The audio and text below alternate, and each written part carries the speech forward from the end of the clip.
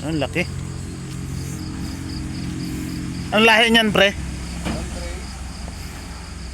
Kaya yan?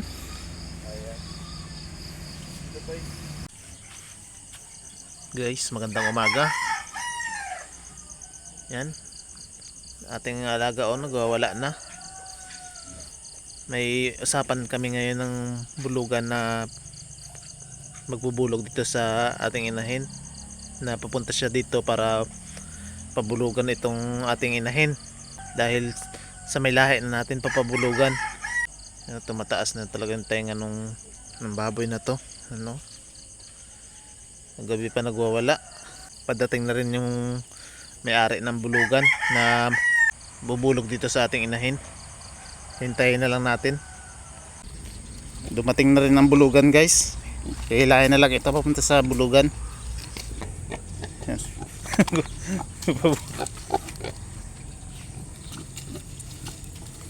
Relax lang, mabulugan ka na rin.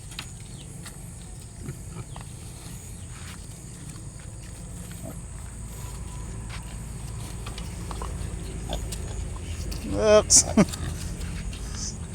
Sige.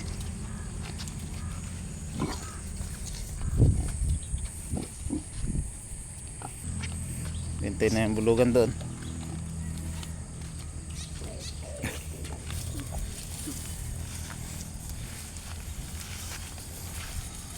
Kala na siguro iuwi siya.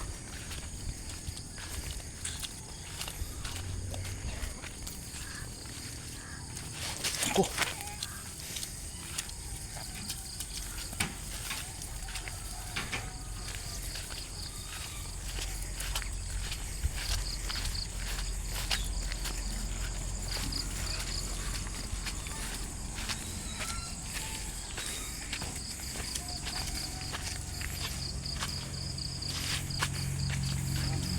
Ang laki.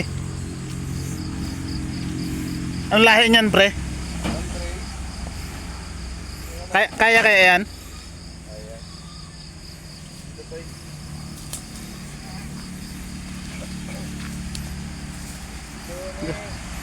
Nagawala na yung kagabi eh. Ang takot siya oh.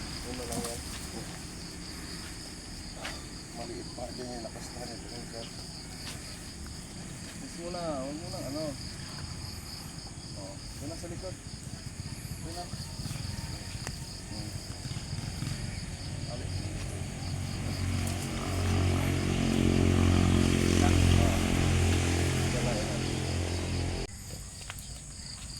Yan guys, nabulugan na itong ating inahin. May lahi na ang magbulog dito. Hindi na muna natin siya pakainin ngayong umaga. Tapos may hapon ay kaunti lang. Dito na lang rin muna siya. Saka na natin nilalagay dun sa ating kulungan. Yan guys, ito na ang ating inahing baboy na pinabulugan dun sa may lahi na baboy. Nilagay na natin dito para ma-prepare natin ang kanyang pagbubuntis. Para dito na siya manganganak. Yan. May date na rin. Palagay. Mas maganda dito dahil lagi natin siyang nahahawakan. Para habang tumatagal ay hindi na siya iilap sa atin.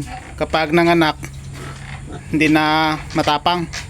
Pwede nating lapitan at hawakan ang kanyang mga anak. Pwede na tayong pumasok dito sa loob ng kanyang kulungan dahil hindi na siya maiilang. Papahawak na oh. Higa na, higa. Yan. Katabi niya na ang ating mga inahin. Itong isa, yan yung malapit na mga anak. Yan oh. Si Allison. Ito yung dumalaga natin na napabulugan na rin yan kay Max.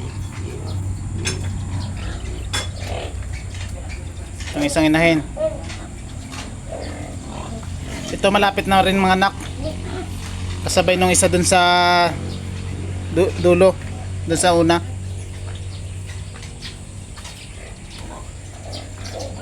Yan ang ating mga inahin.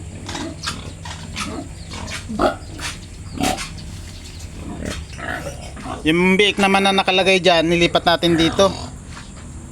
Yan. Kapag medyo malaki na, doon natin ilalagay sa area ng mga panglitsunin. Ito guys, simula nang nabulugan ng may lahi na baboy, hindi muna natin pinakain nung umaga. At pagkahapon, kaunting pagkain lang ang ating binigay sa kanya para hindi matunaw ang kanyang similya, ang similya ng lalaking baboy na nagbulog dito. Konting pagkain lang muna ang ating ibibigay hanggang isang buwan. Kalipas na isang buwan, dadagdagan na ulit natin ang kanyang pagkain. Pero hindi naman masyadong marami dahil kapag inahin ay hindi naman kailangan patabain. Saka na natin dinadamihan talaga ng pagkain kapag nasa 100 days na itong pagbubuntis nitong inahin na to. Yan. Tingnan nyo ang aking mga inahin, hindi naman masyadong mataba. Dahil na-experience natin, noong medyo mataba ang ating inahin, ay kaunti lang ang naging biik. Hindi tulad ng ibang inahin na katamtaman lang ang katawan o medyo payat, madami ang nilalabas na biik.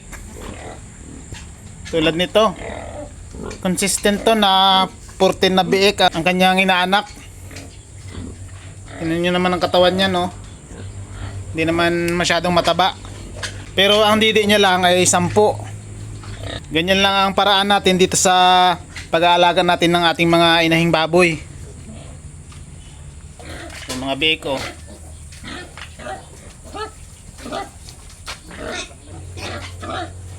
O paano guys, hanggang dito na lang muna ang ating video. Sa mga baguhan at ngayon pa lang rin mag-aalaga ng native na baboy, sana ay may matutunan kayo.